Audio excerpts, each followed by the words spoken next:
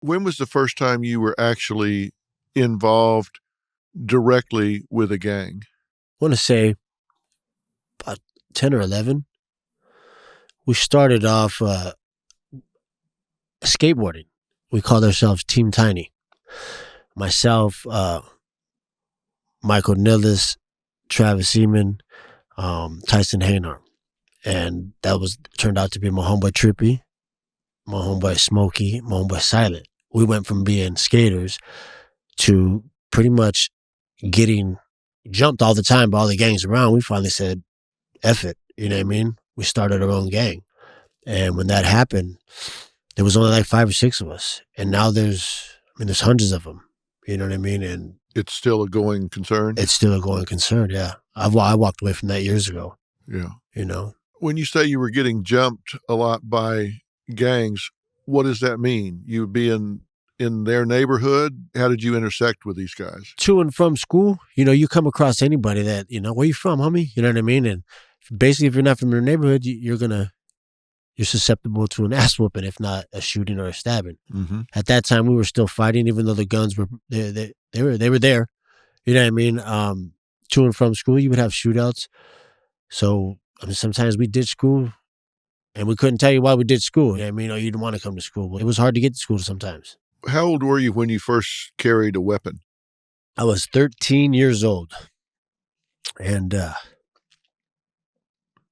remember my stepfather, and I don't use that term a lot because he's not my biological father, but he was the father that accepted me and was there for me, and he was fully engulfed in that, but he did change his life at the end of his life because he ended up dying of pancreatic cancer. And when I say he taught me certain things on how to induct myself as a young gang member, he knew the right way, if that's even proper to say, because there's no promotion from my end for the gangs, but he wanted me to live it the right way, very contradictory, don't hurt women or children. But if that's the opposition across the table, then you do what you need to do to make sure that we stand tall always. I bring a gun home, and my dad slapped the shit out of me. And I remember crying and him saying to me, "What's going to happen when 6 dudes run up on you and jump you? I'm going to fight. I'm going to scrap, take an ass whooping. Shut up." And he slapped me again. "You're lying to me. You're going to pull that gun out and you're going to shoot. And then you're going to do something that you're never going to forgive yourself for and you're never going to be able to take back. You're going to take somebody's life and you're going to spend the rest of your life in prison." And that was the first time in my life that I had really understood maybe how important or what guns could really do. Because here's somebody that I looked up to and wanted to be like, and he's shooting that avenue down for me. And all my homeboys had guns. And he taught me the fighting. He just taught me certain things to be a proper gang member. And I hate to use that because there's nothing proper or right about being a gang member. But there is a culture and there are mores and folkways within the gang. They have a protocol, they have a code of conduct within the gangs, right? Yes, sir. And that's what he was teaching you. Yes, sir. So you didn't run afoul of that and disrespect somebody without realizing what disrespect looked like or what behaviors would be interpreted that way. Yeah, and then the consequences to follow that. You know what I mean? I wasn't aware of those things. This was the first time I got the tattoo. I got San Diego on the back of my neck. He wanted to slap the shit out of me again. San Diego's big. You don't own San Diego. What the hell did you do to put that city on the back of your neck? And I remember thinking, I thought I was cool. I got San Diego. I'm tattooed like my dad. I'm getting closer to being like the man that I want to be. That doesn't see me as his son or whatever the case may be. I thought I was becoming more like him because I was becoming more of a cholo and I was putting in work. I was getting the tattoos. I was trying to be like him. I thought that's what I had to do to earn that love. And I got another schooling on tattoos. You earn those. You don't just put them on. Lames put them on. You're not a lame, son. And what's a lame? In his way, a lame would be somebody that is doing the gang stuff for all the wrong reasons and has all the bad schooling techniques on how to be a gang member. If you're going to be a gang member, do it right. It's very contradictory. We don't hurt women or children. We do what we do, and the opposition knows that they're the opposition and we're their opposition. So there's an understanding between the two of us. So 13 was the first time you carried a gun, and he didn't much like it. So did you put the gun down for a while and then start carrying again? Did you stay armed during your time when you were in the gangs? At different times I did, and at different times I didn't, because always in the back of my head, I knew I didn't want to kill anybody. I would picture scenarios were going to happen, and I would have these flashes, and I knew in my heart that I wasn't a killer. I knew in my heart that I never wanted to take anybody's life. And I started to carry a gun less and less. You know what I mean? And it didn't take away from my loyalty to my homeboys and representing, but I was an educated one too. And I was taught from the older ones that I wasn't just somebody that just jumped when they said jump, that I had some sort of brain power and I was able to strategize certain situations. And I had no idea. You know what I mean? I'm just trying to please the next person so I can get some fulfillment of the void that I'm missing in my chest. Whatever it takes, I'm gonna fill it up. I've heard you say that when these young guys are talking about the loyalty and the pride and the support within the gangs, that may be misplaced, but that it's very real. That when they feel the sense of belongingness and the sense of loyalty and support to the gang, that it's a real thing. There really is a bond there. 1,000%. I can only speak from my experiences, Dr. Phil, and it was the hardest thing. It's one of the insecurities that still comes up today, that I feel that I betrayed them. Some of them were my best friends. We did all the wrong things, but I thought for all the right reasons, to stay connected and to have that love. And that's why I believe I'm here with you. You know, I have to make amends for the rest of my life. You know what I mean? Like, there's some people I'll never be able to say sorry to, and I wish I could, man. And it makes me want to cry right now. I won't be able to, but that's okay because I'm on this path, you know? The love is real, because when you don't know love and you find acceptance, that's love. It may be chaotic, but it's love. And when you find that, you don't want to let that go. I heard you say on one of your I've been listening to your podcast, and I love the me, because only me, I have control of me. But I caught a glimpse when we were talking about one of our past guests, and just the beginning stages of reaching out and that acceptance of being, and the baby knowing that that's my nurture right there. That's the one I can trust to love to. I didn't find that. My mama loved me and I knew that, but I found that even more on the street because my mom's always going back to prison. My dad's always going back to prison. So it was on their terms to love me. In the streets, it was on my terms. It was on my terms with my homeboys. I was able to show them love that not even the police could take. Give me 20 years, I'll never tell. I'll do the time. I'll put in the work because I built that. Nobody could take that away but me. But me. That was my purpose for so many years. But I was just angry, resentful, insecure. I felt abandoned and I didn't know which way or how to run. But that love, man, that love was real. So you're not getting it at home. Then you go out and you bond with these guys, and it's like, we're all in this together. It's a brotherhood, and To that death. feels real. It was real. It was real. As we say it right now, I still feel it. Not the loyalty to it, but that it's real. Because some of them are dead. Some of them are in the Bay. Some of them are doing the rest of their lives and never able to come home because of what we believed in and what we started. And I wish they could find something that, and know even in there, if they have to stay in there for the rest of their lives, that they're worthy to change. You know what I'm saying?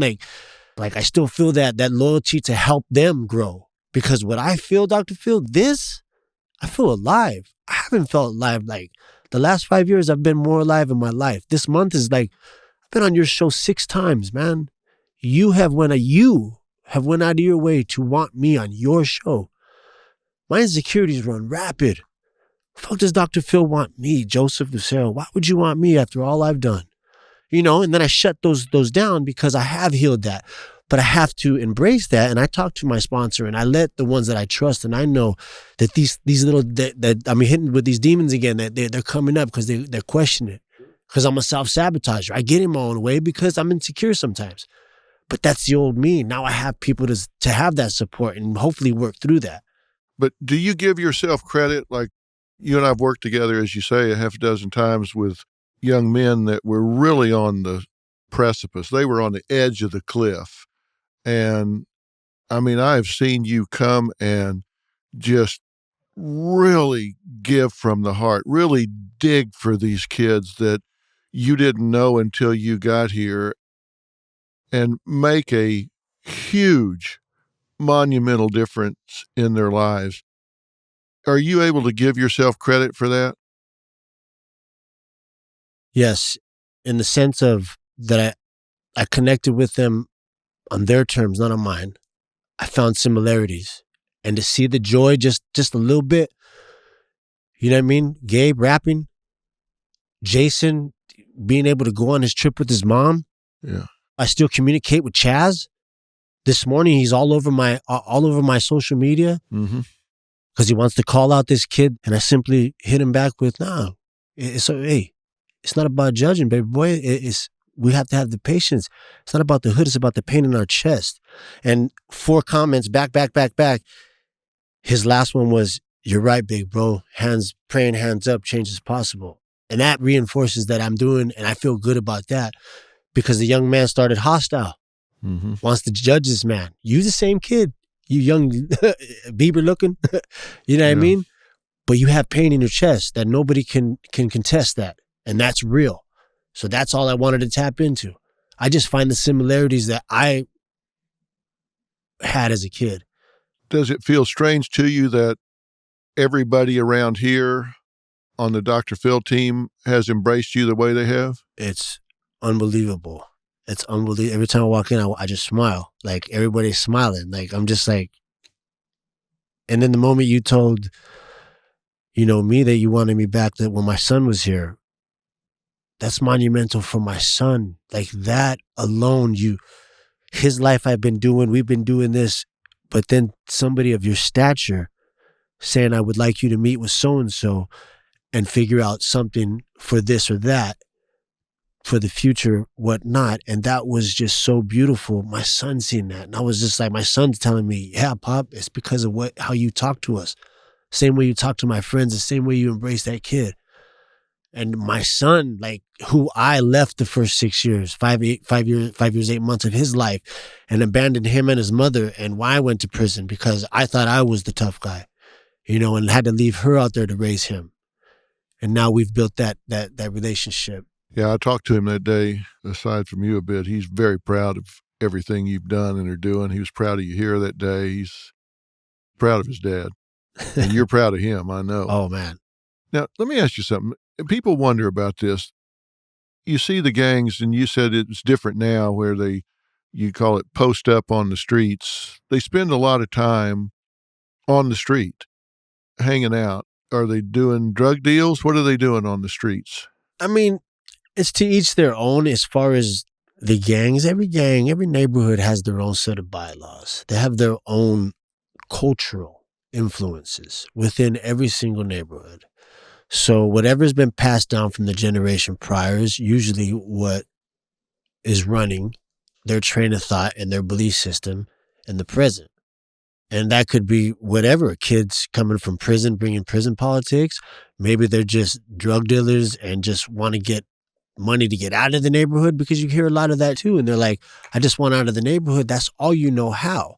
I've gone into some of these neighborhoods when I was a case manager for Homeboy Industries, and I got 3 and 4-year-olds that can spell out gang signs with their fingers, but cannot write letters or numbers on a piece of paper, and that will not say any C words when they're speaking to me, or not say any B words when they're speaking to me. And that would blow me away, but it gives you a glimpse into not just their parents and their home life, but the community as well. And it's not necessarily a bad thing, because that love is real. It becomes bad when we start to promote the gang violence, and we start to commit crimes, and we start to victimize those around us, and we start to just have no respect for law and rights of others. That's what needs to be addressed and stopped. But that's not going to stop until I believe it's a mental health issue with our youth, with our adults. And if we understood where the pain came from, these kids could take that as a class, younger than young, you know what I mean? Mm-hmm. And be able to embrace that. They would get fundamental skills, fundamental daily skills, moment by moment skills, which I think are more important than 2 + 2 right about now, because the way our youth is just running from us. You know what I mean? Like it's sad. Like it breaks my heart. I'm so blessed to be in my kid's life. My kids have both their parents. It breaks my heart, these other kids that my daughter befriends, and they don't have that. And you want to coddle them. You want to do more. It's like you just want to help because kids shouldn't hurt. DrPhil, right? They shouldn't. I'm representing change. I'm trying to heal, trying to plant seeds and instill self-worth. I want people to find joy in life. And that's totally against what, we represented before. If we've got people listening to this right now, whether they're young people that are thinking it's the cool, badass thing to do to get in the gang, or we've got parents whose kids are starting to dress like a gangbanger and starting to walk and talk and kind of take on the persona and are flirting with that life, what do you say to them? Say to the kid or the parent? The kid. It's not necessarily what I would say. It's we get to know him. You got to spend a day with a kid like that unless, I got this sheet spread out for me the way you do it. So that's one thing, like, it's beautiful that you're able to do. When you have it cold and raw, you just have to listen. For me, I listen. And I will find a few things of similarities between us. And that's what lets me know the kid's pain or whatnot. And then I'm able to hopefully connect on that pain to where he'll give me some sort of ear, just a little bit, so I can hit him with something. For me, it's building that relationship to hopefully when I do hit them, that they'll be more receptive, that rather than resistant. Because they're already resistant. Everybody's judging them. They're scared. They're apprehensive. Walls up. Why would I bring it down? You know what I mean? And I know that and I accept that. So I have to be ready for that. So I try to just listen.